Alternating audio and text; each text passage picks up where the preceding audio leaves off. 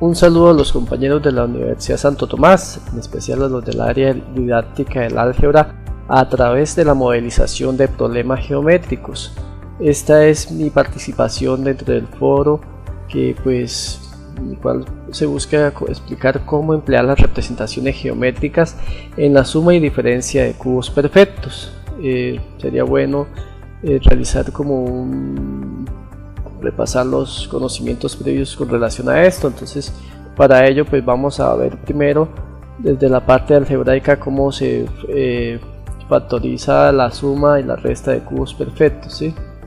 Entonces, en este ejemplo tenemos a elevado a la 3 más b elevado a la 3. ¿Qué es lo que vamos a hacer entonces para hallar la factorización de este binomio? Entonces vamos a coger cada uno de los elementos del binomio y vamos a hallar la raíz cúbica de cada uno de ellos. Entonces la raíz cúbica de a a la 3 es a, la raíz cúbica de b a la 3 es b. Entonces esta información nos sirve para hallar la primera parte de la solución, ¿sí? Entonces tenemos este binomio a más b que multiplica a el primer elemento, que es a elevado al cuadrado. A continuación lo que vamos a hacer es que, como en este caso estamos en una suma, vamos a cambiarle el signo a la operación. Si fuera una resta, entonces le cambiamos el signo menos por el signo más, pero estamos en una suma, entonces vamos a colocar la siguiente operación como una resta, ¿sí? Entonces a al cuadrado, al cual le vamos a restar la multiplicación del primer elemento por el segundo elemento, o sea, la multiplicación de a por b, y le sumamos b al cuadrado, o sea, el segundo elemento elevado al cuadrado. Fíjense que en este trinomio el primero y el tercer elemento van a ser siempre positivos, y el del medio es una multiplicación que está precedida por el signo contrario, o sea, este signo menos contrario al signo que inicialmente tenía la operación.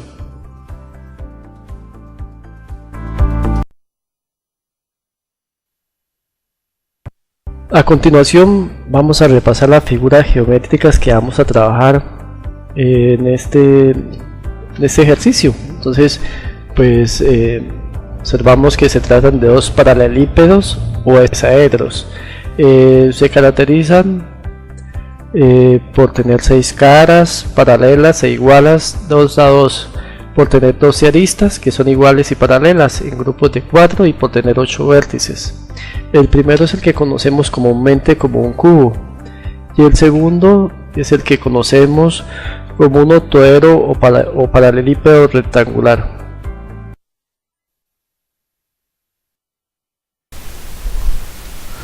Observamos el siguiente binomio. Está compuesto por dos cubos perfectos. Los cubos perfectos son x a la 3 y 27y a la 3, y nos damos cuenta que se trata de una adición. Entonces lo primero que vamos a hacer es analizar, vamos a encontrar la raíz cúbica de cada uno de los elementos que conforman este binomio. Nos damos cuenta que si algo el x a la 3 raíz cúbica nos da el valor de x, y lo mismo 27 raíz cúbica es 3, porque 3 por 3 9, por 3 27, raíz cúbica de y a la 3 es y, entonces nos queda x más 3y. Vamos a representar entonces un cubo que tenga el valor de x a la 3, entonces ese cubo debe tener en cada uno de sus lados el valor de x. Ya lo tenemos. Ahora vamos a representar un cubo que en cada uno de sus lados tenga el valor de 3y. 3y por 3y por 3y nos da 27y a la 3. A continuación vamos a duplicar digamos estos cubos los vamos a dejar de referencia, y lo que vamos a hacer es duplicar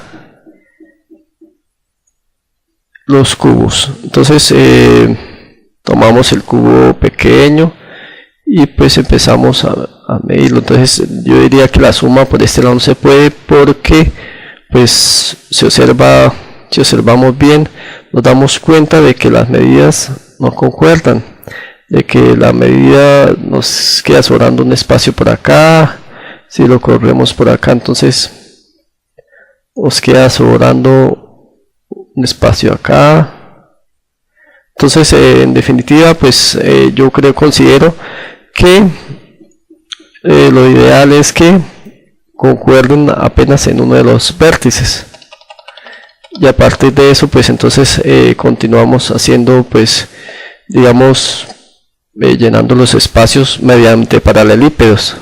Entonces vamos a construir un paralelípedo que de ancho tenga el valor de x, de alto tenga el valor de x y de profundidad tenga el valor de 3y. Entonces ya tenemos el paralelípedo con esas medidas. Vamos a proceder a ubicarlo entonces en esta posición. Ahora vamos a buscar o a construir un paralelípedo que tenga como ancho el valor de x, que de profundidad tenga el valor de 3y y que de altura tenga el valor de 3y. Entonces vamos a construirlo. Entonces vamos a observar entonces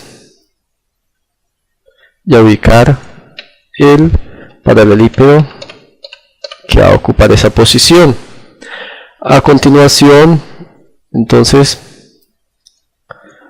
vamos a construir un paralelípedo que tenga la altura de x, la profundidad de 3y y que de ancho también tenga el valor de 3y. Entonces procedemos a construirlo. Lo ubicamos en la posición que requerimos.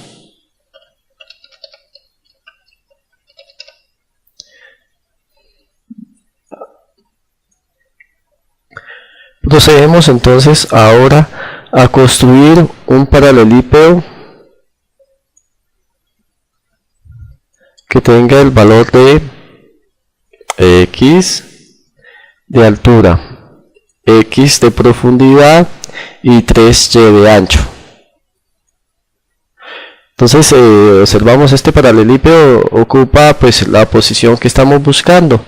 Ahora lo que vamos a continuar entonces es a construir el paralelípedo que ocupe esta posición. Entonces nos damos cuenta que tiene el valor de x de ancho, de x de profundidad y de altura es el valor de 3y. Entonces ya lo hemos ubicado. Continuamos y observamos que nos queda faltando un paralelípedo para ocupar esta posición. Entonces las dimensiones de este paralelípedo son de 3y de ancho, 3y de altura y de x de profundidad. Y de esa forma pues hemos construido, llenado los espacios a partir de esos dos cubos iniciales. Entonces nos damos cuenta que cada uno de los lados de este cubo tiene el valor de x más, y entonces este queda de 3y, quedándonos por este lado x más 3y, x más 3y y x más 3y. En conclusión, podemos decir que x al cubo más 27y al cubo es igual a x más 3y por x más 3y por x más 3y.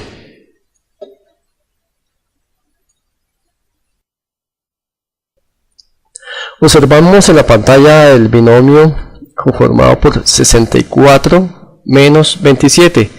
Decimos que son cubos perfectos porque los podemos expresar de la siguiente forma: 4 elevado a la 3 menos 3 elevado a la 3. Entonces lo primero que vamos a hallar para resolver pues esta diferencia de cubos perfectos pues es hallar la raíz cúbica de cada uno de los elementos que conforman este binomio. Entonces la raíz cúbica de 64 nos da 4, la raíz cúbica de 27 nos da 3. Esto nos sirve, como vimos anteriormente, pues para hallar para responder para hallar la factorización, ¿no? Entonces decimos que 4 menos 3 va a multiplicar a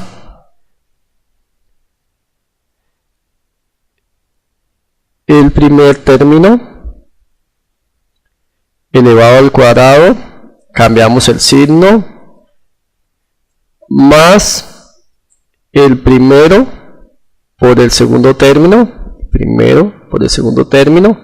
más el segundo término elevado a la 2.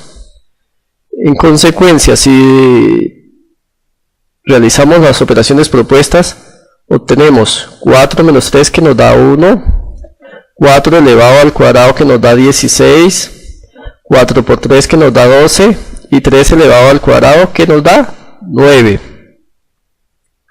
Ahora vamos a representar geométricamente esto, ¿no?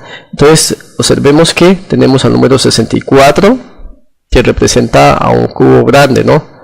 O por lo menos más grande al que le vamos a quitar un cubo que está referenciado con el número 27. Entonces cubo grande que le vamos a quitar un cubo más pequeño. Entonces vamos a construir el cubo grande que vamos a quitarle un cubo pequeño.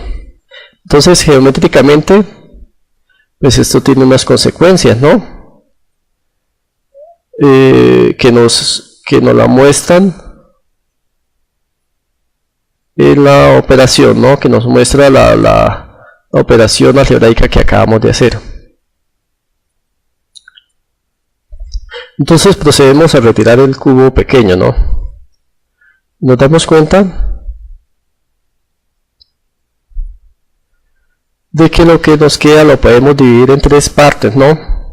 Según la operación propuesta.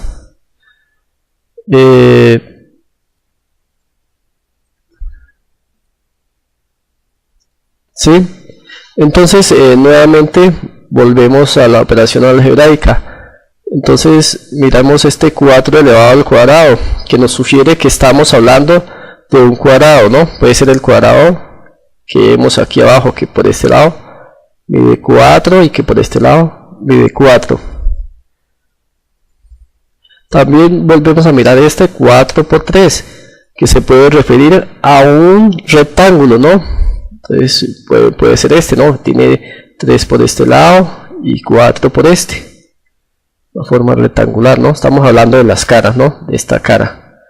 Y miramos esta otra medida que se refiere de 3 elevado al cuadrado, que también se refiere a un cuadrado, pero entonces es un cuadrado más pequeño que el primero, ¿no? Entonces puede ser este, ¿no? Que tiene 3 por este lado y 3 por este lado. Se refiere a esta cara, ¿no? Y a esto entonces, ¿qué lo multiplica? Lo multiplica el número 1. Entonces el número 1 es como la medida que es común para todos. Entonces si observamos la medida común para este, es esta, ¿no? Para este es esta. Y la medida común, ¿qué quiere decir eso? Entonces que la medida común de este rectángulo